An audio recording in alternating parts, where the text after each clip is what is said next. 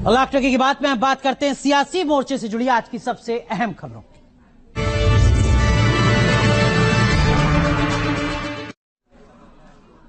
क्या 2024 के लोकसभा चुनाव वक्त से पहले हो जाएंगे, जल्दी हो जाएंगे? क्या इसी साल दिसंबर में लोकसभा चुनाव हो सकते हैं? देश भर में ये अटकलें तेज हो चुकी हैं। विपक्ष के दो दिग्गज नेताओं ने इस पर बयान दिया है। आखिर विपक्ष के नेता ऐसा कह क्यों रहे हैं? इन सब के बीच एक और बेहद अहम सवाल ये कि चुनाव की तैयारियों में बीजेपी विपक्ष से कितनी आगे है?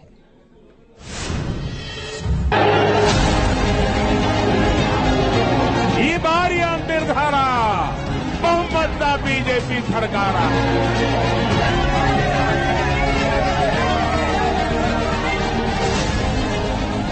हम तो शुरू से न बोल रहे हैं, आपको बोलिए। हम तो आपको 7-8 महीना पहले से न कह रहे हैं कि लोग पहले भी करा सकते हैं, इसलिए सबको एकजुट होना चाहिए, तो उसी में हम लगे हुए हैं।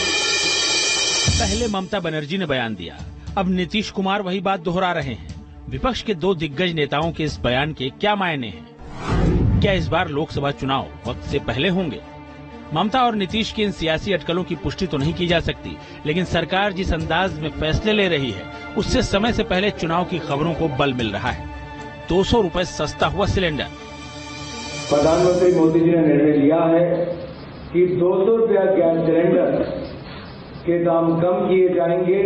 सभी उपभोक्ताओं के 200 रुपए दाम कम होंगे। क्या सस्ते सिलेंडर के फैसले को लोकसभा चुनाव से जोड़कर देखा जा सकता है? क्या इस फैसले के जरिए सरकार ने विपक्ष के महंगाई वाले मुद्दे पर सर्जिकल स्ट्राइक कर दी है? जनता से जुड़े अहम फैसलों के बीच बीजेपी अपनी चुनावी तैयारियों को अंतिम रूप देने में भी जुटी है। 2024 के लिए पार्टी का एक अहम प्लान तैयार है। 160 सीटों पर बीजेपी की रणनीति तय।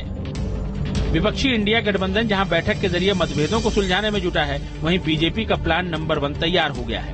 खबरों के मुताबिक पार्टी ने 160 सीटों पर नेताओं से फीडबैक के जरिए तैयारियों को अंतिम रूप दे दिया है।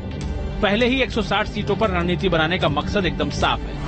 ये वो 160 सीटें हैं जहां पार्टी को हार मिली या फिर वो बहुत कम मार्जिन से जीती। बीजेपी की कोशिश है कि इनमें से कम आधी सीटों पर जीत हासिल हो।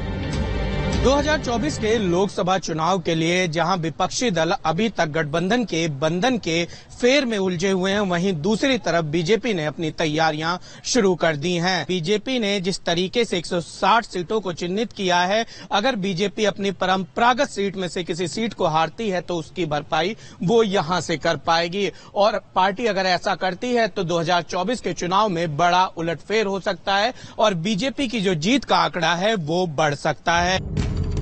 यूपी के लिए बीजेपी का प्लान एकदम साफ है। यूपी में बीजेपी 80 में से 80 सीटें जीतना चाहती है। जिन कमजोर 160 सीटों को पार्टी ने चिन्हित किया है और उसमें 14 सीटें यूपी की भी।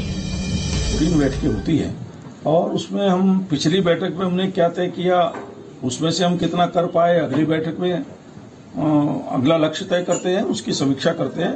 यही सब होता है और इससे काम आगे बढ़ रहा है। निश्चित रूप से हम आगे बढ़ रहे हैं। उत्तर प्रदेश की 80 की 80 सीटें जीतने में। इससे पहले बीजेपी ने एमपी और राजस्थान के चुनाव के लिए इसी मॉडल को लागू किया था। एमपी और राजस्थान में उन सीटों के लिए उम्मीदवारों का ऐलान हो गया है जहां पार्टी कमजोर रही है। अब लोकसभा चुनाव के लिए भी इसी फॉर्मूले को लागू किया गया है। जहां तक मैनपुरी और रायबरेली है, वहां पे उम्मीदवारों की घोषणा जल्दी करके भारतीय जनता पार्टी डिम्पल यादव और सोनिया गांधी को उनके राजनीतिक गढ़ में ही घेरने की कोशिश कर रही है, जिससे ये नेता जो अपने दल के शीर्ष नेता हैं, जो टॉप कैंपेनर हैं, उनको उनकी ही लोकसभा कॉन्स्टिट्यूएंसी में समेट के रखा जाए। 160 सीटों पर रणनीति तय हो गई है। खबरों के मुताबिक 1 सितंबर को पार्टी का केंद्रीय नेतृत्व इस पर मुहर भी लगा देगा। इसके बाद 160 सीटों पर चुनावी योजना को लागू करने का काम भी शुरू हो जाएगा। निशांत राय, न्यूज नेशन, दिल्ली।